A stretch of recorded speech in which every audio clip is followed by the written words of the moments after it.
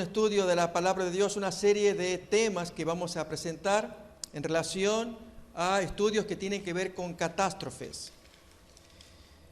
Les quiero, hermanos, para conocimiento de los que estamos escuchando, mostrar en qué consisten los temas. Prestemos atención a los títulos de cada tema.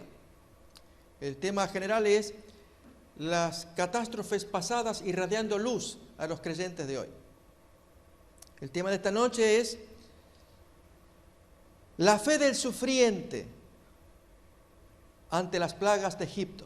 Hoy vamos a hablar del sufriente y cada noche va a ser un aspecto nuevo de esa fe. Hoy trataremos de las plagas de Egipto. El día de mañana, jueves, la fe del adorador durante la apostasía de Israel, el reino del norte. El de pasado mañana, la fe del creyente entre los pseudos profetas de Jerusalén. El cuarto tema, sábado por la mañana, la fe del afligido durante la inmundicia de Sodoma. Y el sábado por la tarde, la fe del constructor frente a la ciencia de los antediluvianos. ¿Cuál es el tenor de los temas, mis hermanos? Hoy vamos a leer los textos y ya vayan abriendo sus Biblias en 1 Corintios capítulo 10. Pero déjenme contar el hilo conductor de los temas. Y es que inspirado en ese capítulo 10 del apóstol Pablo, él muestra que al mirar hechos pasados sacamos lecciones de sucesos paralelos. En este caso se van a estudiar 5 grandes catástrofes que son paralelas a la gran catástrofe, fin del mundo, que tenemos por delante. Si bien no sabemos la fecha, hermanos, no nos interesa el tema de la fecha, nos interesa el fenómeno de los paralelos. Y es que, déjenme usar la expresión, ante el fin del mundo de Egipto, como fue las plagas, que destruyó absolutamente Egipto, la fe del sufriente ante la inminencia de las plagas y aún durante las plagas, nos deja un mensaje a nosotros que estamos paralelos en igual circunstancia. Otra vez, están las plagas de Egipto, tenemos las últimas 7 plagas. La fe del sufriente, la fe de los israelitas en ese entorno nos deja un mensaje, tremendo mensaje.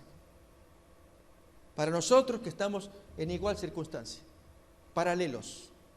El siguiente día, hermanos, es la gran catástrofe, la caída del reino de Israel, Samaria, el reino del norte.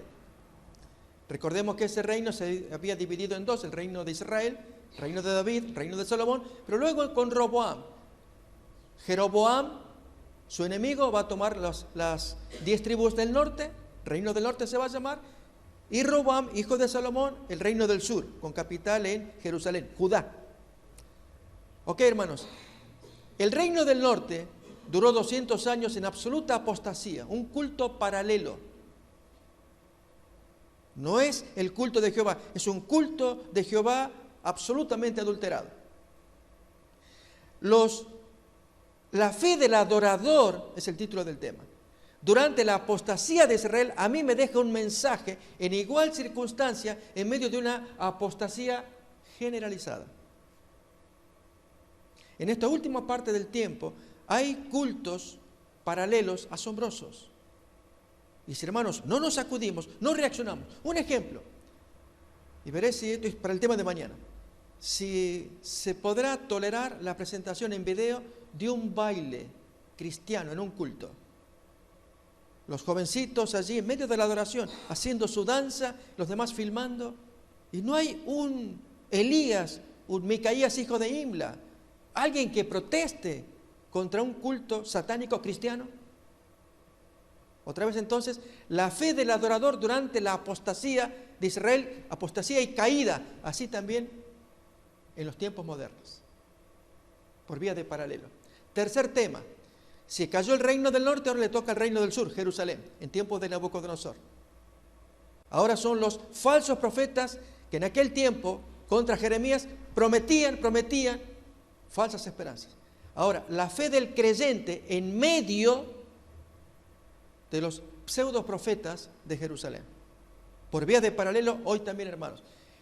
Hay tantos falsos predicadores y mensajes, y uno tiene que estar atento por no desviarse. Nuevamente, vía de paralelo. Se aproxima el fin de Jerusalén con Nabucodonosor y la gente profetizando, hablando cosas. Hoy, hermanos, un fin que se nos acerca y gente que anda predicando y uno tiene que estar muy atento.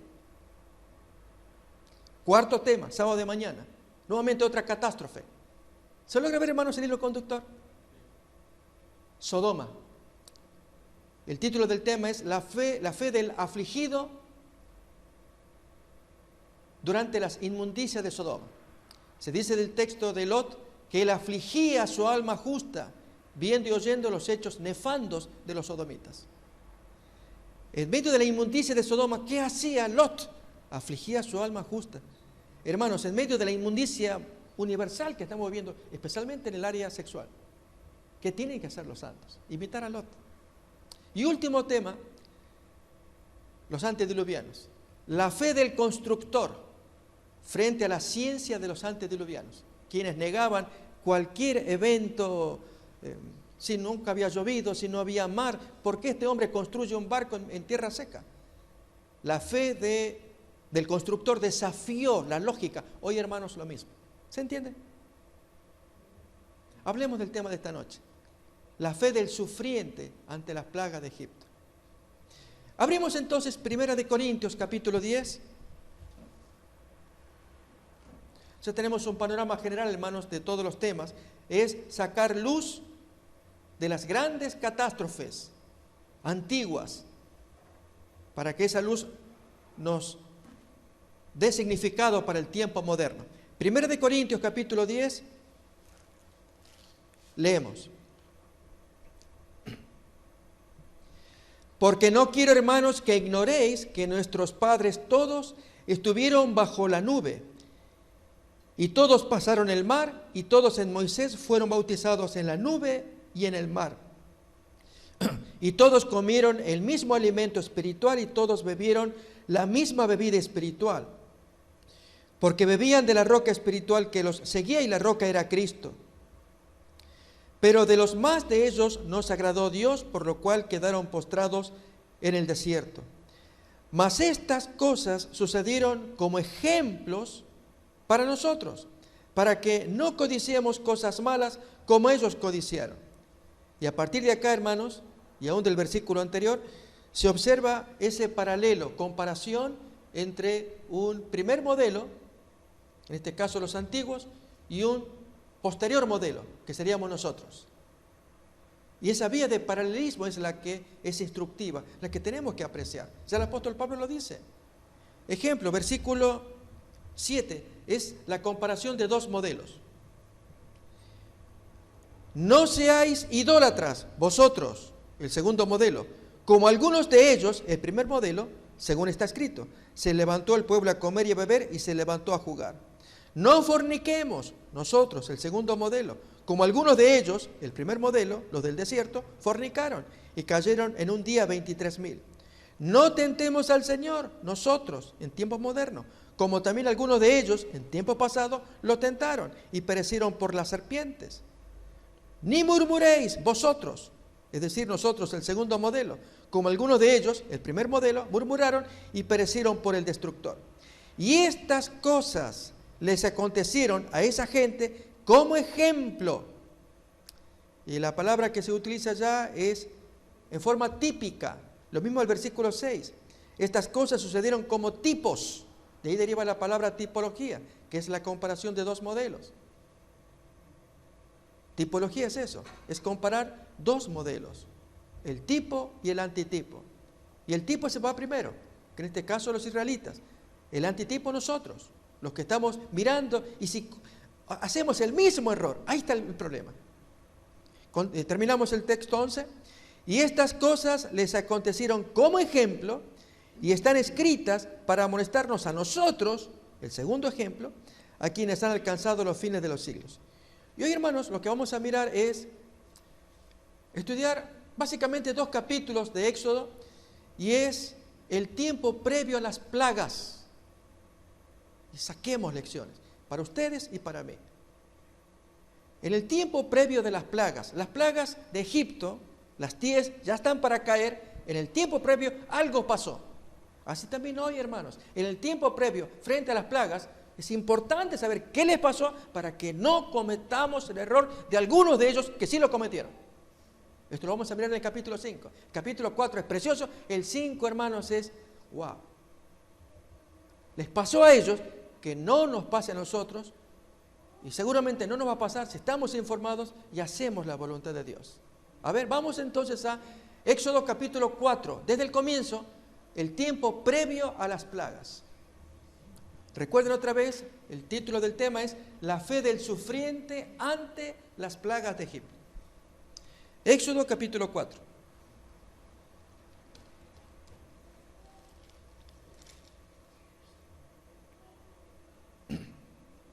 Desde el versículo 1 hasta el versículo 9, el Señor va a dar 3 ejemplos de señales para que el pueblo crea. Dios quiere que le crean a Él, por lo que se viene del capítulo 5, que es lo que nosotros llamaríamos el tiempo de angustia. Sí, hermanos, antes de las plagas hay un tiempo de angustia donde la fe es probada. Y si no aprendimos bien la lección del capítulo anterior, o sea, Éxodo 4, cuando atravesemos el tiempo de angustia lo haremos mal. A ver, vamos a mirar. Vamos a ver las 3 señales. Éxodo 4, desde el versículo 1.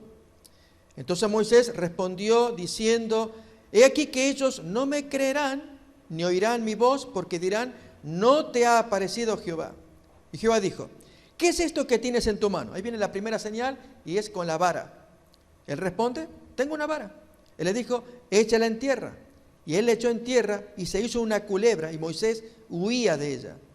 Entonces dijo Jehová a Moisés: extiende tu mano y tómala por la cola. Esa acción, hermanos, es disparatada. Siempre los animales hay que tomarlos por la cabeza, no por la cola. Se requería fe. Y la fe era no creer en lo que miraban sus ojos, no creer allí en lo que estaba objetivo. Es una serpiente, te va a picar, y él huía. Pero tómala por la cola. Es mi voz la que te manda. Es que si la tomo me va a atacar por la cabeza. Tómala, te digo. Hermanos, Dios hace eso para que creamos. Nos da órdenes a veces alocadas. Porque esto es alocado, tomar un animal por la cola. Y él extendió su mano y la tomó y se volvió vara otra vez en su mano. Y entonces Dios dice: por esto creerán que se te ha aparecido Jehová, el Dios de tus padres, el Dios de Abraham, Dios de Isaac y Dios de Jacob. Todo esto, hermanos, él lo va a reproducir después ante el pueblo. Así que esta expresión, Dios de Abraham, Dios de Isaac y Dios de Jacob, forma parte del paquete de esperanza. Dile bien quién es el que te manda. Es el Dios de Abraham. Yo no fallo con mis promesas. Si yo le prometí, voy a cumplir. Es que yo dudo, yo soy el Dios de Abraham. Yo ya le prometí a él y a él se lo voy a cumplir. Y por amor a él voy a hacer lo que yo tenga que hacer. Así es nuestro Dios, hermanos. No tanto porque seamos bonitos y que alguno se porte mejor que el otro. Es porque Dios le prometió a Jesús que a sus descendientes Él los va a proteger, los va a salvar. A quienes son descendientes de Jesús, que están en relación con el Señor. Siguiente señal. Versículo 6. Le dice además Jehová: mete ahora tu mano en tu seno. Y él metió la mano en su seno, y cuando la sacó, he aquí que su mano estaba leprosa como la nieve. Y dijo: vuelve a meter tu mano en tu seno. Y él volvió a meter su mano en su seno, y al sacarla de nuevo del seno, he aquí que se había vuelto como la otra carne. Y nuevamente Dios dice: si aconteciere que no te creyeren ni obedecieren a la voz de la primera señal, creerán a la voz de la postrera, de la segunda. ¿Y qué mensaje trae la segunda? Hermanos, trae mensaje cada señal. La vara, está el poder de Dios, es un símbolo. Con la vara destruiría todo Egipto. Es decir, no hay poder en la vara. Es Dios el que destruye con una señal visible como era un palo, y ni siquiera el palo, es Moisés blandiendo el palo. Pero si no creen, ahí te va la otra. Y en la otra hay un mensaje. ¿Cuál es? Al meter la mano en el pecho y sacarla leprosa, da un mensaje. ¿Cuál es? Así está nuestro corazón. Al sacarla del corazón, leproso, sucio, inmundo. Ahora métela otra vez. Ya la segunda vez. Y al sacarla, la saca limpia. ¿Ves? Y con ello Dios le estaba enseñando a Moisés, y Moisés luego al pueblo, al reproducir todo esto al pueblo, que Dios veía que el corazón de todos estaba feo, sucio. pero que Dios podía limpiarlos si creían en Él. Hermanos, todas palabras tan importantes, tan necesarias, pero cuando llegó el capítulo 5, el capítulo del tiempo de angustia, ahí te quiero ver. Por eso, aguantemos el capítulo 4. Tercera señal, versículo 9. Y si aún no creyeren a estas dos señales, ni oyeren tu voz, tomarás de las aguas del río y las derramarás en tierra, y se cambiarán aquellas aguas que tomarás del río y se harán sangre en la tierra. Un anticipo de las grandes plagas, de las 10 plagas que destruirían a todo Egipto. Pero esta vez era presentarlo ante la gente. Ustedes mírenlo y créanlo. Dios no atacaba las aguas de los israelitas, al contrario, era preservarlos, pero mirando, ¿ok? Ya están las 3 señales. Vamos a ver, hermanos, desde el versículo 20, viene una nueva etapa de esta experiencia, pero nueva, inesperada, que también Moisés la tuvo que contar. Capítulo 4 de Éxodo, versículo 20. Salteamos los otros textos porque es pura protesta de Moisés. Que no, que soy tartamudo. Ok. Nos interesa el plan de Dios, el mensaje de Dios. ¿Qué me quiere dar Dios a mí? Bien. Capítulo 4, 20 en adelante. Ahora sí, un nuevo mensaje, inesperado. Entonces Moisés tomó su mujer y sus hijos y los puso sobre un asno y volvió a tierra de Egipto. Tomó también Moisés la vara de Dios en su mano, obedeciendo el mandato de Dios. Dios le dijo, ponte en camino, y allí lleva a su esposa y 2 hijos. Y dijo Jehová a Moisés, cuando hayas vuelto a Egipto, mira que hagas delante de Faraón todas las maravillas que he puesto en tu mano, pero yo endureceré su corazón, de modo que no dejará ir al pueblo. Y dirás a Faraón, Jehová ha dicho así, Israel es mi hijo, mi primogénito. Ya te he dicho que dejes ir a mi hijo para que me sirva, mas no has querido dejarlo ir. He aquí, yo voy a matar a tu hijo, tu primogénito. Si observamos, hermanos, del versículo 20 al 23, se ve una reafirmación del plan de Dios. El plan de Dios hace seguro, seguro, seguro. Se pone en camino, tú le dices lo que te dije, ¿sí? ¿Suena bonito, hermanos? Claro. Para un líder, sabiendo que tiene a su Dios que le acompaña, va a su familia con un plan seguro, y en esto le aparece la muerte. Forma parte de la revelación de Dios. Siguiente versículo. 24. Y aconteció en el camino que en una posada Jehová le salió al encuentro y quiso matarlo. Entonces Séfora tomó un pedernal afilado y cortó el prepucio de su hijo y le echó a sus pies diciendo, a la verdad, tú me eres un esposo de sangre. Así le dejó luego ir. Y ella dijo, esposo de sangre, a causa de la circuncisión. Esto también había que contarlo a los ancianos, como vamos a ver al final del capítulo 4. ¿Qué cosa, hermanos? Que así como Moisés, líder máximo, se esperaba de todos los demás líderes, incluido desde Aarón en adelante, que estuvieran, ¿qué cosa? Limpios, limpios, limpios. Y aquí había pecado en la familia. Al viajar los 2 hijos, Gerson y Eliezer, Séfora, que era madianita, cusita de Etiopía, ella había tolerado la circuncisión del primer hijo, Gerson.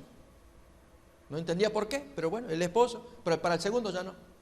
Ella era extranjera, no entendía las leyes estas bárbaras de cortarle allí el pellejito del niño.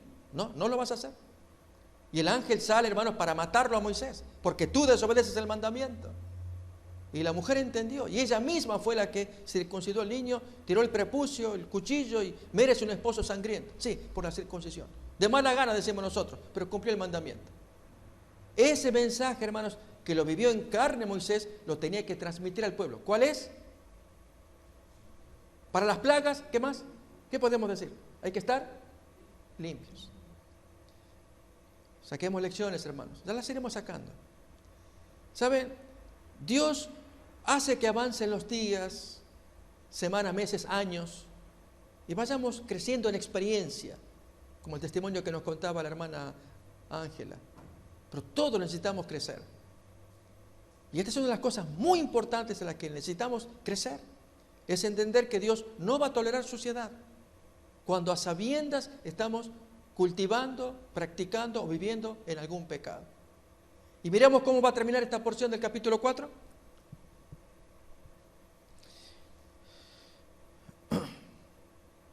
Versículo 27 hasta el final. Y Jehová dijo a Aarón, ve a recibir a Moisés al desierto, y él fue y lo encontró en el monte de Dios y lo besó.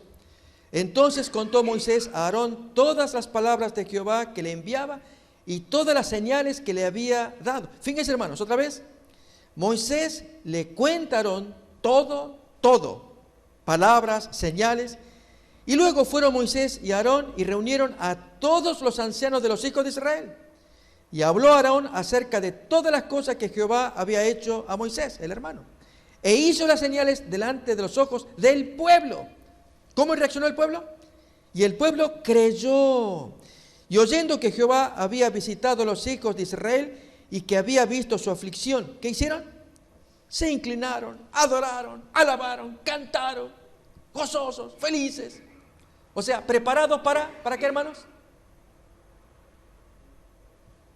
¿Será que estaban preparados para el tiempo de angustia, previo a las plagas?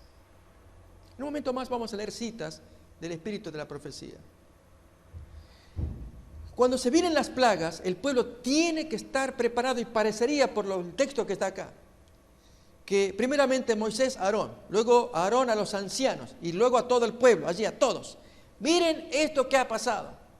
Y Moisés cuenta que si puso la mano en su pecho y la sacó leprosa, y luego otra vez, lo de la vara, contó que se tornó serpiente.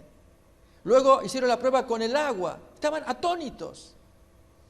Luego que Moisés fue atacado con plan de matarlo y la esposa intervino con algo que todo el mundo tenía que ponerse a cuentas. ¿Qué cosa? Todo el mundo circuncidarse, ponerse en orden. Sí, hermanos, allí es cuando viene la alegría, viene nuestro libertador. Pero hermanos, no es tan fácil porque hay sufrimiento, forma parte del paquete. No dejaremos este planeta, mis hermanos, sin sufrimiento. Ya vamos a buscar las citas. Lamentablemente, no hay forma. Y por una razón, porque hemos sido flojos en orar, flojos en fe, flojos en desarrollar esperanza, confianza, y en algunos casos flojos para confesar nuestros pecados. Por lo cual Dios tiene que permitir un intenso tiempo de angustia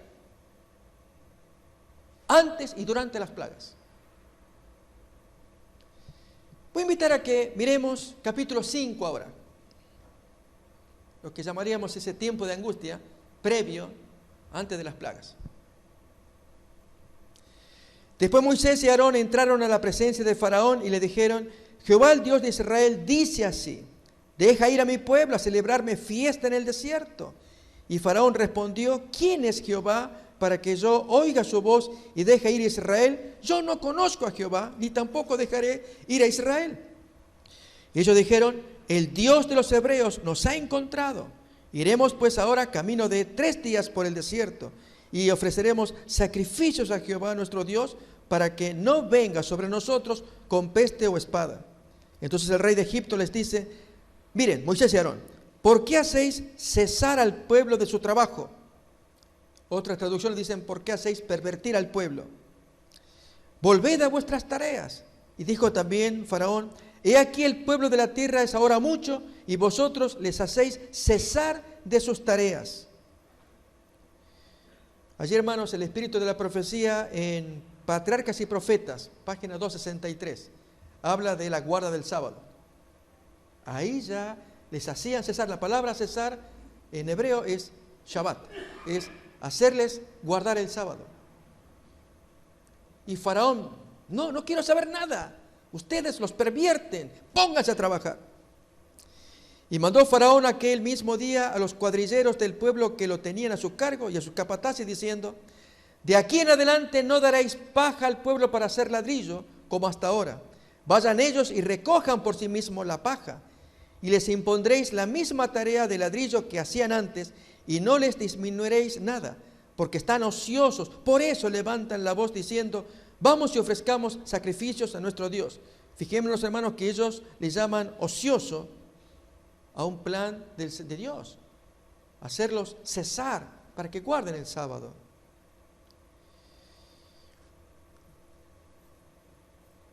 Por eso levantan la voz diciendo: vamos y ofrezcamos sacrificios a nuestro Dios. Agrávese la servidumbre sobre ellos, para que se ocupen en ella y no atiendan a palabras mentirosas.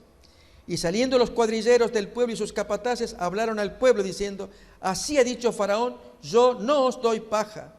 Id vosotros y recoged la paja donde la halléis, pero nada se disminuirá de vuestra tarea.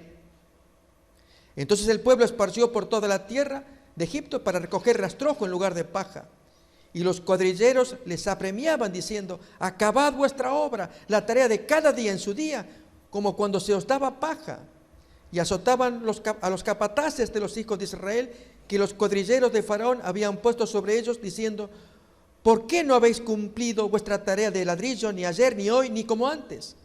Y los capataces de los hijos de Israel vinieron a Faraón, lógicamente, hermanos, para quejarse. ¿Dónde está la alegría que ellos tenían? Fíjense, hermanos, desde aquí vemos la aflicción de estos capataces. Recordemos, los cuadrilleros son egipcios, son jefes de más arriba, y los capataces, esclavos, jefes de más abajo, que se quejan, dicen: ¿por qué lo haces así con tus siervos? Dicen a Faraón. 16.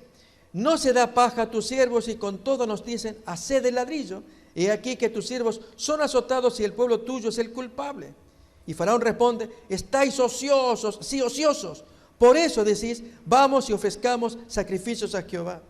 Id pues ahora y trabajad, no se os dará paja y habéis de entregar la misma tarea de ladrillo.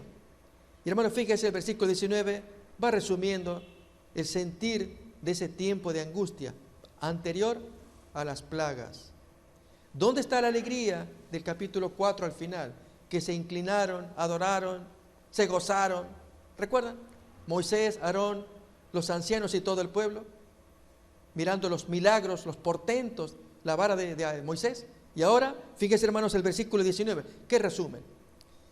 Entonces los capataces de los hijos de Israel se vieron en aflicción al decírseles: no se disminuirá nada de vuestro ladrillo, de la tarea de cada día. Y encontrando a Moisés y a Aarón, que estaban a la vista de ellos cuando salían de la presencia de Faraón, dijeron: oh Moisés, qué alegría cuando nos inclinamos y adoramos y miramos tus señales. Dicen eso, hermanos. En otras palabras, se olvidaron del capítulo 4. Es así, el sufrimiento nos hace olvidar. Uno vive los malos momentos, traga esas gotas amargas, duras de tragar. Versículo 21. Les dijeron: mire Jehová sobre vosotros y juzgue, pues nos habéis hecho abominables delante de Faraón y de sus siervos, poniéndoles la espada en la mano para que nos maten. ¿Cómo reacciona Moisés? Igual, hermanos, sumamente entristecido. Entonces Moisés se volvió a Jehová y dice: Señor, ¿por qué afliges a este pueblo? ¿Para qué me enviaste? Porque desde que yo vine a Faraón para hablarle en tu nombre, ha afligido a este pueblo y tú no has librado a tu pueblo. Hermanos, un buen intercesor, él sufre con el pueblo. Y él hasta se siente un poco culpable por haber precipitado semejante situación. Pero hermanos, había que tragar el trago amargo. Capítulo 6. Jehová responde a Moisés: ahora verás lo que yo haré a Faraón, porque con mano fuerte los dejará ir y con mano fuerte los echará de su tierra. Y estas son las respuestas de Dios. Y yo te pregunto, mi hermano, es muy importante, ya vamos a leer las citas del tiempo de angustia, que es, por ahí quiero hacer el paralelo.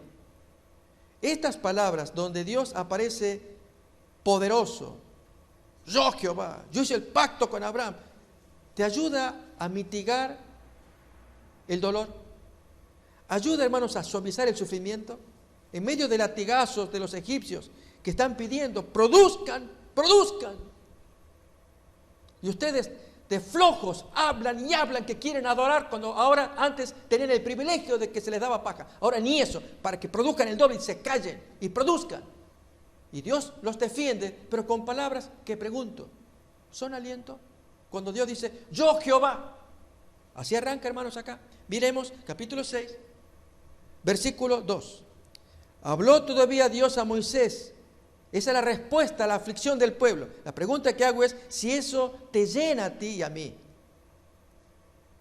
Yo soy Jehová. Y aparecí a Abraham, a Isaac y a Jacob como Dios omnipotente, mas en mi nombre Jehová no me di a conocer a ellos. También establecí mi pacto con ellos de darles la tierra de Canaán, la tierra en que fueron forasteros y en la cual habitaron. Asimismo yo he oído el gemido de los hijos de Israel, a quienes hacen servir los egipcios, y me he acordado de mi pacto. Hermanos, palabras bonitas, pero ¿logramos todavía sacar el látigo del cuerpo? Pues son esas palabras, hermanos, las que nos tendrán que sostener en el tiempo de angustia. Ya vamos a mirar.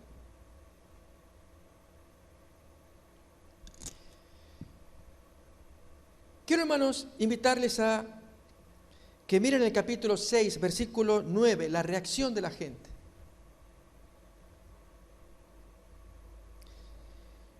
Fíjese desde el versículo 6 las palabras que Dios dice a Moisés. Háblele así al pueblo, pero la fe del pueblo se apagó. Recuerda, en capítulo 4 estaba muy bonito. Pero vemos ahora, hermanos, del versículo 6, Dios habla mensaje a Moisés y el pueblo, hermanos, absolutamente desanimado. Premonición o predicción del tiempo de angustia, de lo severo que va a ser esos días, a menos que hoy nos preparemos. Miremos. 6. Por tanto dirás, le habla Moisés, a los hijos de Israel, yo soy Jehová, y yo os sacaré de debajo de las tareas pesadas de Egipto, y os libraré de su servidumbre, y os redimiré con brazo extendido y con juicios grandes.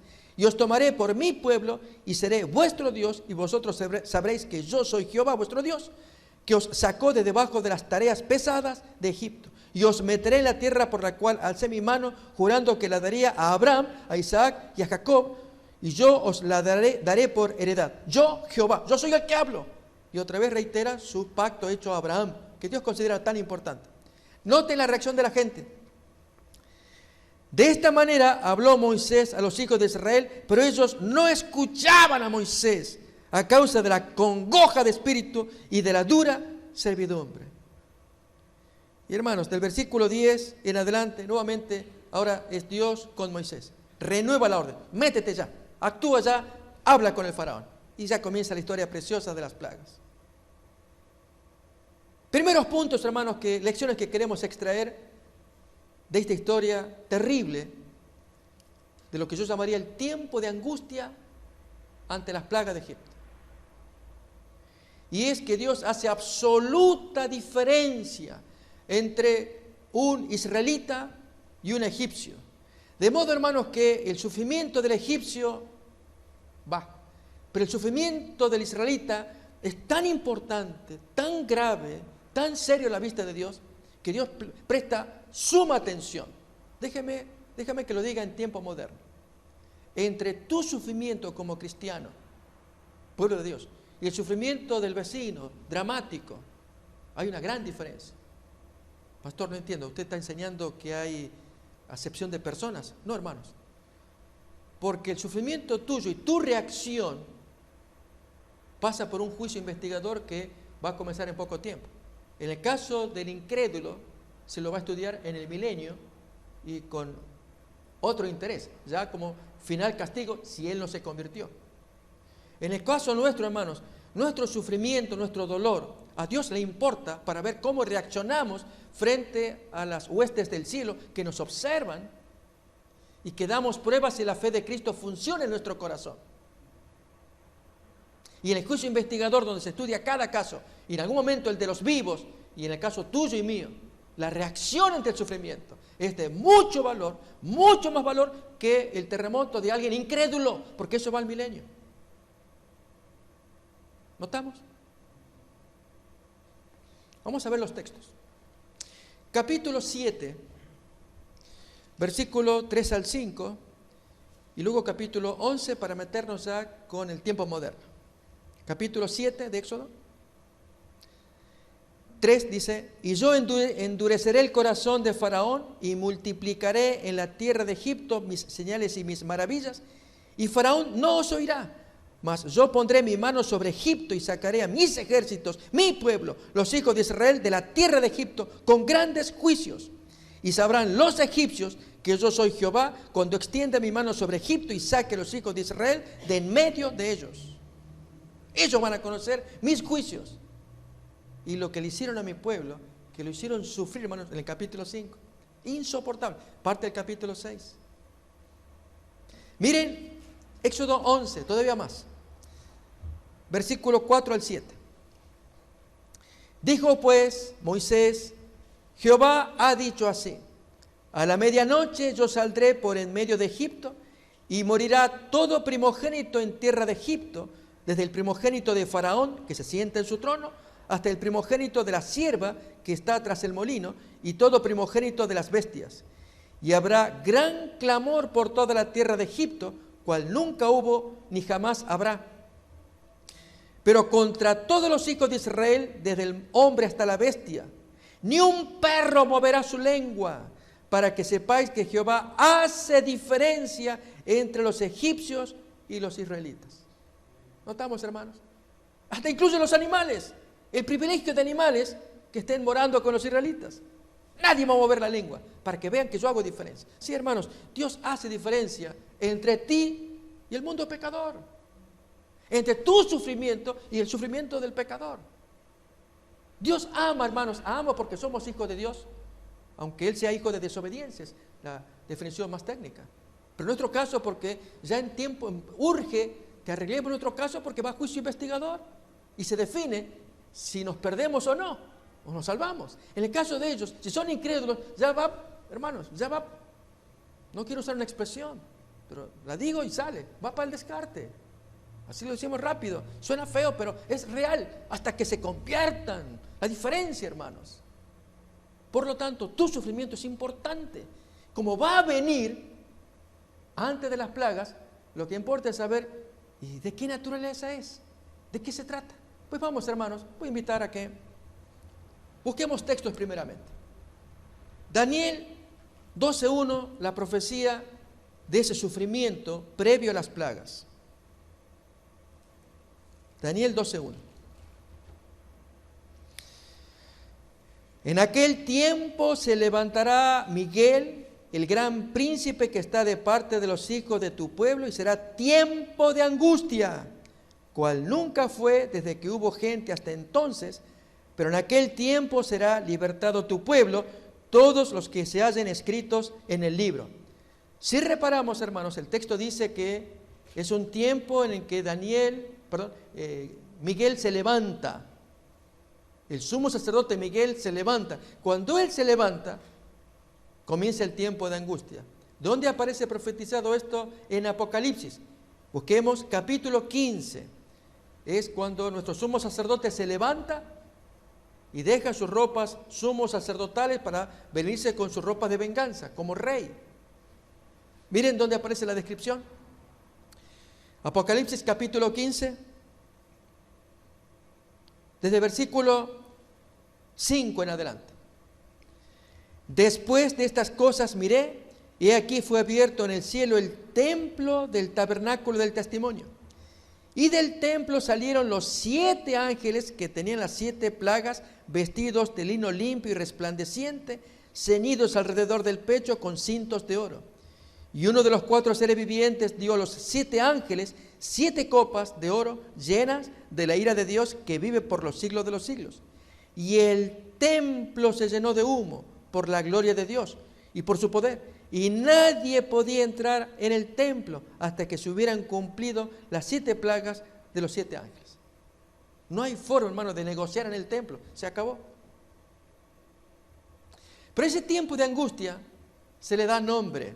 Voy a invitarles a que busquemos en el libro de Jeremías capítulo 30. Ahí se le da un nombre ya particular.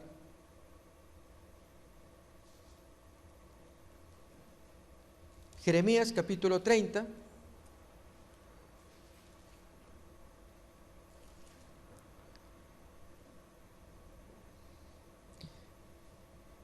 Desde los versículos 6 en adelante. Inquirid ahora y mirad si el varón da a luz.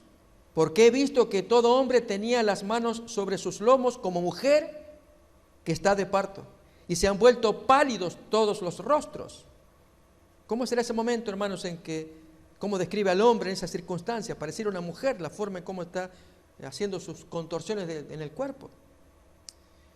Ah, cuán grande es aquel día, tanto que no hay otro semejante a él. Tiempo de angustia para Jacob, pero de ella será librado. En aquel día, dice Jehová de los ejércitos, yo quebraré su yugo de su cuello y romperé tus coyundas. Está hablando de esclavitud. Y extranjeros no volverán más a poner en servidumbre. ¿Cómo es librado ese hijo de Dios del tiempo de angustia? ¿De qué tiempo de angustia se habla? Angustia de Jacob. Leamos, hermanos, unos poquitos textos de Génesis 32. Ahí cuenta. La angustia que tuvo Jacob cuando oyó que su hermano venía con 400 hombres y lo quería matar. Le entró miedo. Y entonces buscó formas humanas de solucionar el problema.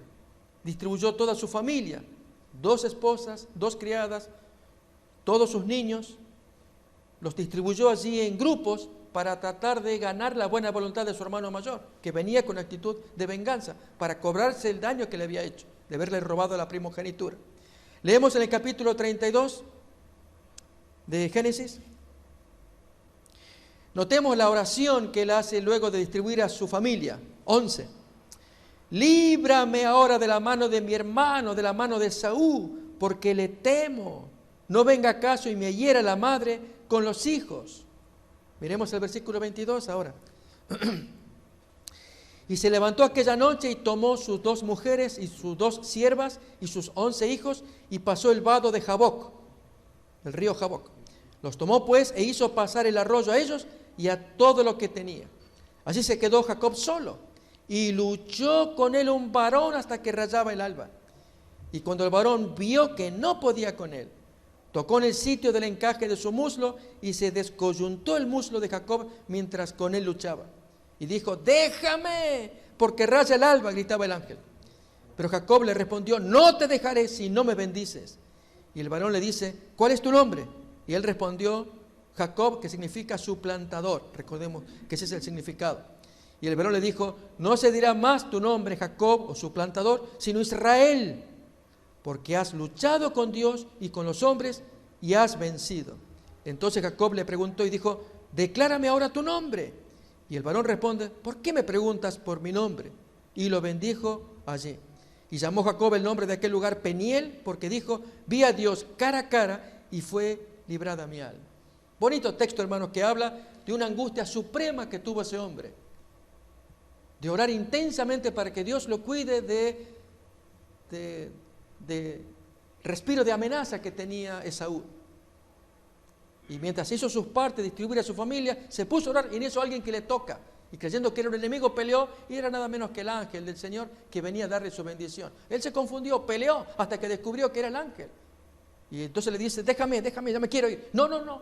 E intensamente rogó por una bendición. Permítame, hermanos, tomar del espíritu de la profecía, del libro Primeros Escritos. Quiero compartir algunas citas, pensamientos de lo que significa tiempo de angustia. Cuando Elena White escribió en Primeros Escritos, tiempo de angustia, en una página 33, años después, poquitos años, tuvo que aclarar lo que ella escribió y da más luz. Escuchemos. Dijo así, vi que Dios tenía hijos que no reconocen ni guardan el sábado, no han rechazado la luz referente a él. Y al empezar el tiempo de angustia, fuimos henchidos, llenados del Espíritu Santo cuando salimos a proclamar más plenamente el sábado.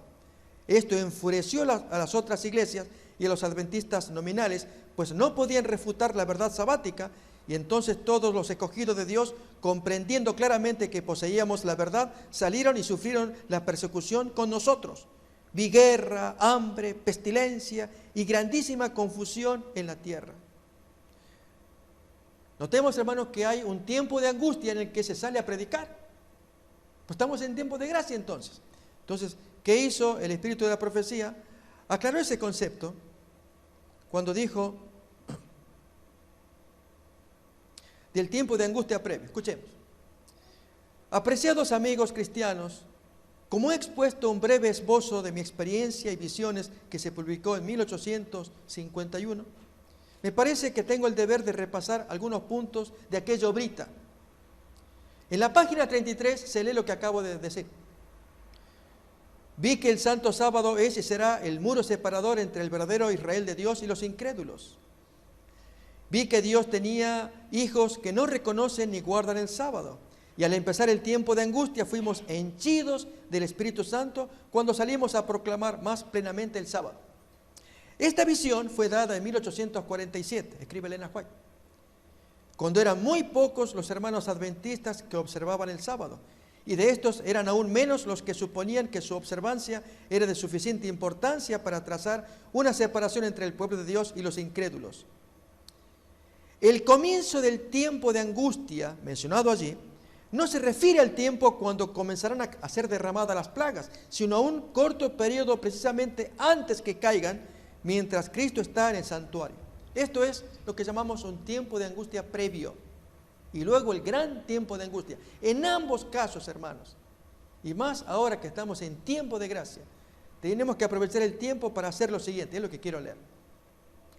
Es acerca, hermanos, de lo que realmente tiene que ser el tiempo de angustia para ustedes y para mí. Escuchemos. Esto va a estar en el conflicto de los siglos. Cuando Cristo abandone el santuario, las tinieblas envolverán a los habitantes de la tierra. Durante ese tiempo terrible, los justos deben vivir sin intercesor a la vista del santo Dios. Hermanos, ese tiempo lo tenemos que empezar a practicar ahora. O sea, nos confiamos tanto en que damos un paso y si cometemos errores tenemos un Cristo que puede perdonarnos. De hecho, nos ama y nos perdona. Pero el Señor quiere que desarrollemos virtud tras virtud, que vayamos creciendo de gracia en gracia, porque llegará el momento en que no tendremos intercesor. Y entonces salta a luz nuestras flaquezas de la fe, nuestras inconstancias, nuestros desánimos, nuestros temores, inseguridades. ¿Cuántas quejas de las que estamos acostumbrados hoy, pero que luego a la noche pedimos perdón? Señor, tú sabes que soy de carne, tú me amas, perdóname, y Dios nos perdona. Pero llegará un momento, hermanos, en que acá clarito se nos dice, viviremos sin intercesor, y Satanás hace del tiempo de angustia una hora horrible. ¿Leemos?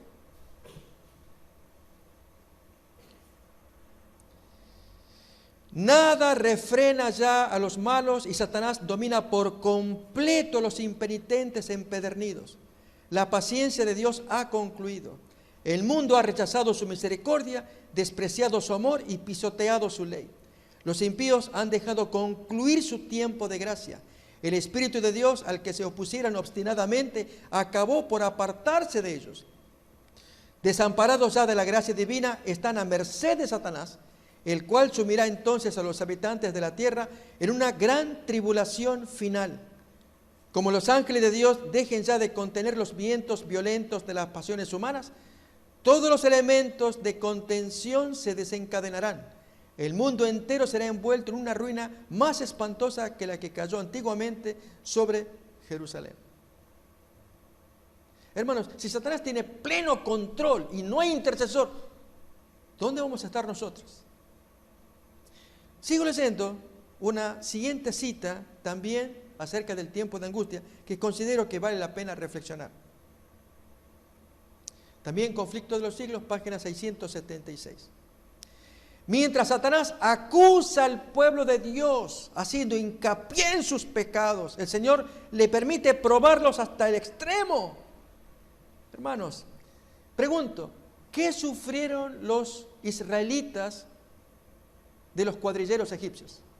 ¿Recordamos? Recuerden, había que juntar paja. ¿Qué sufrieron los israelitas de los cuadrilleros egipcios? Latigazos. Hermanos, eso es música dulce. ¿Comparado con qué? Con la angustia mental de pecados que, hermanos, que aparecen acá y yo inseguro si los confesé o no los confesé. Eso, hermanos, es terrible. Lo otro dije, hermanos, es el cuerpo, pero uno tiene ánimo, llora y se queja, pero sale adelante. Con esto, hermanos, no sé. Leo la cita, hermanos, es intensa y ya no hay intercesor. Por eso la importancia hoy, hermanos, ¿de qué? Del tiempo de gracia. ¿Para hacer qué, hermanos? Edificar este carácter. Ya veremos más cosas que Satanás, a punto de voltearlos, solamente superen la prueba los que aprovecharon el tiempo de gracia. Por eso, hermanos, tenemos que orar para que vengan nuestros hermanos, hagamos la obra, todo lo que hay que hacer. Porque lo que se viene allá es gravísimo a la luz de los textos del sufrimiento previo a las plagas. Por eso el sufrimiento, hermano. ¿Por qué Dios permitió tanto sufrimiento a los israelitas frente a las plagas de Egipto? ¿Alguien se imagina? Para que aborrezcan por siempre Egipto. Nunca más piensen en volver allá. Allá es todo idolatría. No creen en Dios. En fin, hermanos, Egipto fue símbolo de todo ello. Excepto cuando estuvo José. Pero ya fue época gloriosa pasada, ya quedó en el olvido. Y no obstante, hermanos, viniendo a la tierra prometida, los israelitas cada tanto tenían en su sueño volver allá, que nos aliamos contra los asirios, contra Nabucodonosor, etc. Allá, la salida. Y Dios se ofendía con ello. Como que no entendieron la lección. Por eso los sufrimientos, hermanos. Las comidas. ¡Cuánta cosa de Egipto! Sí, hermanos. Por eso Dios va a permitir ese fuego del tiempo de angustia para que se queme la Babilonia que nos quedó acá. Y entre ellas la comida y cuánta otra cosa, hermanos. Para que entonces entremos al cielo, pero diciendo, ya, Dios me purificó en poco e intenso tiempo. Leo, hermanos. Mientras Satanás acusa al pueblo de Dios haciendo hincapié en sus pecados, el Señor le permite probarlos hasta el extremo. La confianza de ellos en Dios, su fe y su firmeza serán rigurosamente probados. El recuerdo de su pasado hará decaer sus esperanzas, pues es poco el bien que pueden ver en toda su vida. Reconocen plenamente su debilidad e indignidad. Satanás trata de aterrorizarlos con la idea de que su caso es desesperado, de que las manchas de su impureza no serán jamás lavadas. Espera así aniquilar su fe, hacerles ceder a sus tentaciones y alejarlos de Dios. Aunque los santos ya han confesado todo, los santos que se van a salvar. Y tenemos que estar allí todos, hermanos. Porque hay algunos que gimen, curiosamente, hermanos, están acompañándonos. Y el texto nos va a decir que confiesan y se burlan los pecadores. Porque la confesión brota de un corazón culpable. Pero que si cesara esa calamidad de sufrimiento y amenaza de muerte, volverían a las viejas andadas. Fíjense, hermanos, aun cuando los hijos de Dios se ven rodeados de enemigos que tratan de destruirlos, la angustia que sufren no procede del temor de ser perseguidos a causa de la verdad. Lo que temen es no haberse arrepentido de cada pecado y que debido a alguna falta por ellos cometida, no puedan ver realizada en ellos la promesa del Salvador. Yo también te guardaré de la hora de prueba que ha de venir sobre todo el mundo. Que esa promesa, bonita promesa, no se cumpla porque tengo un pecado que acaricié, me costó dejarlo, no sé si lo dejé porque y quedó así, hermanos, inconcluso. Y en eso, hermanos, que aparece todo este drama. Y yo por ese pecado, Satanás que me hunda, tiempo de angustia. Y última cita, hermanos, de las muy interesante que sugiero que se lea todo el capítulo Tiempo de angustia del Espíritu de Profecía. Termino con esta. Sin embargo, por lo que ven los hombres, parecería que los hijos de Dios tuviesen que sellar pronto su destino con su sangre, como lo hicieron los mártires que los precedieron. Ellos mismos empiezan a temer que el Señor los deje perecer en las manos homicidas de sus enemigos y perseguidores. Están allí amenazando, respirando poder matarlos. Es un tiempo de terrible agonía. Día y noche claman a Dios para que los libre. Los malos triunfan y se oye este grito de burla. ¿Dónde está ahora vuestra fe? ¿Por qué no os libra Dios de nuestras manos si sois verdaderamente su pueblo? Pero mientras esos fieles cristianos aguardan, recuerdan que cuando Jesús estaba muriendo en la cruz del Calvario, los sacerdotes y príncipes gritaban en tono de burla: a otros salvó, a sí mismo no se puede salvar. Si es el Rey de Israel, descienda de la cruz y creeremos en él. Si los hombres tuviesen la visión del cielo, verían compañías de ángeles poderosos en fuerza, estacionados en torno de los que han guardado la palabra de paciencia. Con ternura y simpatía, fíjense hermanos, estos ángeles han presenciado la angustia de ellos y han escuchado sus oraciones. Aguardan la orden, que Dios les diga, actúen rápidamente. Están esperando la orden, pero no, hermano, no hay orden. Aguardan la orden de su jefe para arrancarlos al peligro, pero tienen que esperar un poco más. El pueblo de Dios tiene que beber de la copa y ser bautizado con el bautismo. Recuerden que fueron las palabras que Jesús preguntó. ¿Ustedes pueden beber la copa? Sí, sí. ¿Y pueden ser bautizados? Sí, sí, sí. Recuerden a los CBD. ¿Así nos decimos nosotros, hermanos? ¿Nos decimos así? Vamos a predicar. Y vamos a predicar. Y a predicar. Y tú lo puedes. Vamos a... Ay, ni sabemos lo que decimos, hermano. Por supuesto que queremos predicar. Pero Dios dice, lean acá, infórmense y prepárense. Y miren acá. La misma dilación que es tan penosa para ellos, la misma demora, y Dios no contesta. La misma dilación que es tan penosa para ellos es la mejor respuesta a sus oraciones. Increíble, hermanos. Uno ruega y se demora. ¿Por qué? Lo aclaro. Mientras procuran esperar con confianza que el Señor obre, son inducidos a ejercitar su fe, esperanza y paciencia como no lo hicieron durante su experiencia religiosa anterior. Sin embargo, el tiempo de angustia será cortado por amor a ellos. Sí, hermanos, Dios nos ama y lo va a cortar. ¿No querríamos prepararnos? Orar más, hermanos. Este es el tiempo que tenemos ahora, el tiempo de gracia. Confesar nuestros pecados, reconciliarnos, hacer los arreglos, desarrollar fe, esperanza, confianza. Todo ello. Así que yo les quiero invitar, hermanos, a que oremos. Vengamos aquí adelante, vengamos todos, tengamos una oración de reconsagración. Estudiamos este tema que considero importante, la fe del sufriente ante las plagas de Egipto, así también la fe del creyente ante estas plagas inminentes que tenemos, de acuerdo a Apocalipsis, pero que hay que desarrollar, hermanos, lo que Dios quiere que desarrollemos. Confianza, esperanza, confesión de pecado, no ceder ante la tentación, luchar con fuerza, con garras. Pongámonos en pie, vengamos adelante, tengamos una palabra de oración. Vamos a orar todos, hermanos. Pasemos aquí más adelante. Eso es.